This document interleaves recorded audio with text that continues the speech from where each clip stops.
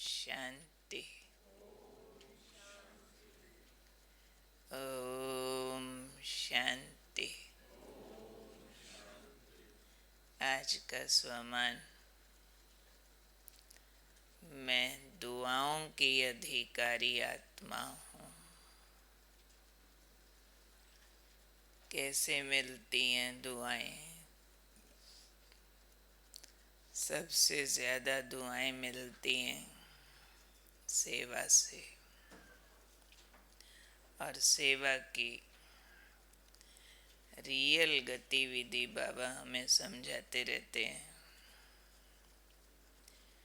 सेवाधारी जो होगा उसकी वृत्ति में क्या होगा, जो उसको ढेरों दुआएं मिलें। वृत्तियों का कमाल बाबा बता रहे हैं।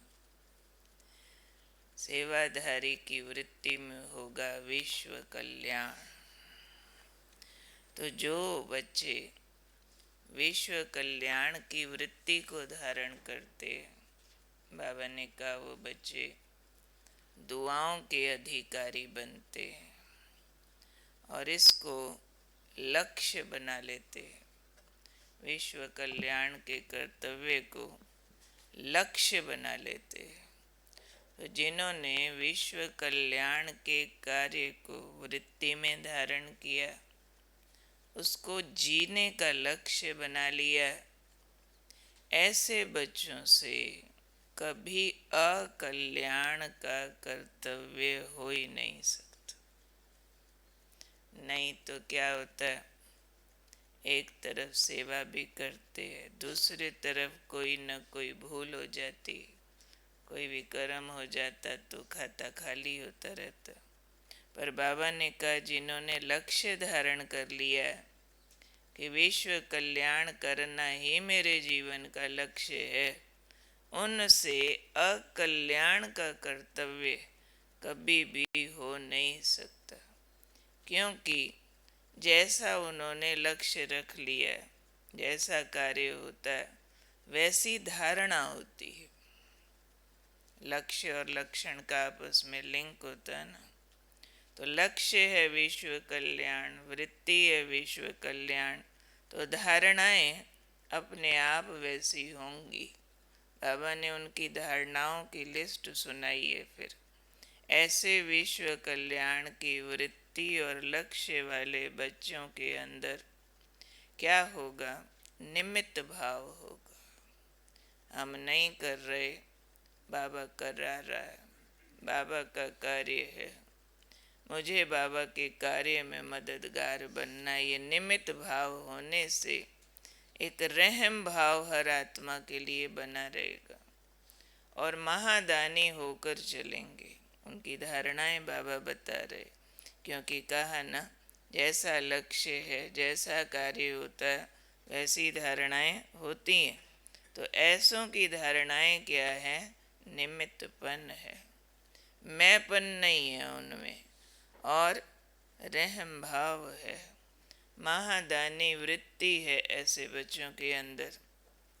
और ऐसे बच्चे हमेशा कल्याणकारी वृत्ति में ही रहते हैं, देने की भावनाओं में रहते हैं।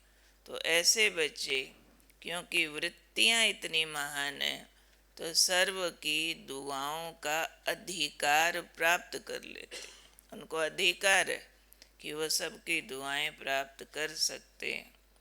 तो बाबा ने जो हमें सेवा की हाइट्स बताई हैं, वो ज़रूर हमने कल पहले अचीव की है, तभी तो अभी बाबा उसका वर्णन कर रहे हैं। हमारा ही तो यादगार है। सिर्फ हम यही नहीं कहें कि महारथी ही ऐसे होंगे, दादियाँ ही ऐसी होंगी। नहीं, ये तो सारा ही कुनबा ब्रह्मा बाप का है और ब्रह्मा बाप समान है। हम उसी के मुख वंशावली हैं, उसके जैसे ही कर्तव्य पर उपस्थित हैं। इसलिए वृत्ति में हम धारण करेंगे, मैं कौन? मैं हूँ विश्व कल्याणकारी आत्मा।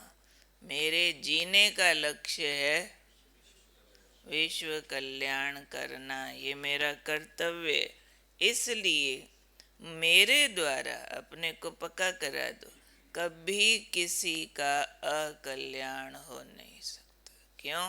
कर्तव्य विश्व कल्याण है ना। एक चींटी मच्छर का भी, किसी का भी मेरे द्वारा अकल्याण नहीं हो सकता। मैं आत्मा जहाँ उपस्थित हूँ, मेरे द्वारा कल्याण का कर्तव्य यानी सबको सुख देने का कर्तव्य ही होना है। क्योंकि मेरे अंदर सारी सृष्टि की सारी आत्माओं के लिए रहम है। रहम माना क्या? कुछ देने की भावना। जहाँ जहाँ वो मुश्किल में है, कहीं भी अनकंफर्टेबल है, कहीं भी अभाव है, कोई बुराइयाँ है उसके अंदर, कोई खालीपन है, मेरे अंदर भाव है कि मैं उसको मदद करूं। ये रहम भाव। महादानी, मेरा मन बुद्धि हमेशा देने की ओर रहता। मुझे क्या मिला ये लिस्ट नहीं बनाता, लेकिन मेरा देने का काम कितना बाकी है, मेरा मन बुद्धि ये लिस्ट बनाता रहता। देना तो फिर स्थूल सूक्ष्म हर प्रकार का देना ही देना होता है ना। तो हम महादानी आत्माएं हैं, इसलिए मेरी धारणाएं वैसी हैं। मुझे मैंपन आ नहीं सकता, क्योंकि ये भगवान का दिया हुआ काम है। मैं निमित्त हूँ और मैं दुआओं की अधिकारी आत्मा हूँ। क्योंकि हम समझ गए जिंदगी में सबसे ज़्यादा कीमत, किसने कितना धन कमाया हो, दुआएं न कमाई हो तो सब धोखा दे जाएगा। धन दुख दे जाएगा, संबंध दुख दे जाएगा, योग्यताएं जो किसी भी तरह की सीखी हैं, ट्रेनिंग्स ली हैं, सब धोखा दे सकती है। पर कहते हैं जहाँ दुआएं सामने आ जाएं तो वहाँ मौत भी मुड़ के चली जाती है। दुआओं से बड़ी ताकत किसी चीज़ में नहीं है। ये तो आज की अज्ञानी दुनिया भी मानने लगी है इस बात को। बाकी लोग तो पहले ही मानते थे।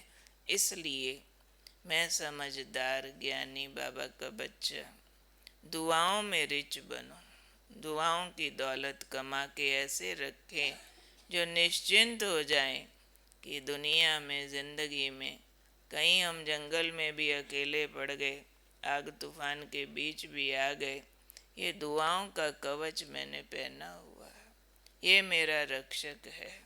क्योंकि दुआओं की ताकत पत्थर भी पिघला सकती है, पहाड़ भी तोड़ सकती है, आग भी बुझा सकती है, तूफान भी रोक सकती है। तो मैं दुआएं प्राप्त करने वाली बहुत विशेष बाबा की चुनी हुई आत्मा हूँ। ऐसे महान विचार जब अंदर चलते रहते हैं तो प्रैक्टिकल कर्म को इफेक्ट करते हैं कि हूँ ही, बनना नहीं, हूँ ही। हम नहीं किसी का बुरा नहीं कर सकते, हम धोखा नहीं दे सकते, हम किसी को दुखी नहीं कर सकते ना भाई। बद्दुआ नहीं हम किसी की ले सकते ना, हम ऐसे है ही नहीं। हम झुक सकते हैं, हम अपना त्याग कर सकते हैं, हम क्षमा कर सकते हैं, लेकिन हम किसी का दिल नहीं दुखा सकते, हम किसी का हिस्सा नहीं ले सकते, हम किसी का चांस नहीं छीन सकते। ऐसे महान विचारों से अपने को पालते रहे। भाई हम ब्रह्मा की संतान हैं, भाई हम जगदम्बा माँ सरस्वती के पुत्र पुत्रियाँ, हम जागे हुए हैं, जागृत बुद्धि वाले हैं। हमारा जन्म ही सिर्फ विश्व कल्याण के लिए हुआ है। हम अकल्याण का कोई कार्य छोटा खोटा कहीं भी नहीं कर सकते। ऐसे अंदर ये बाजा बजता रहे, जितना बजेगा उतना वचन और कर्म उससे प्रभावित होता रहेगा। तो आज का दिन, पूरा दिन कौन हूँ मैं? विश्व कल्याणकारी आत्मा, दुआओं की अधिकारी आत्मा, मैंपन से मुक्त आत्मा, निमित्तपन का पार्ट बजाने वाली, विश्व कल्याण का कर्तव्य करने वाली। अकल्याण का कर्तव्य हो नहीं सकता मेरे से, मैंपन आ नहीं सकता। तो मैं निमित्त हूँ, रहम दिल हूँ, महादानी हूँ। तो ये धुन लगाएंगे हम, ठीक है।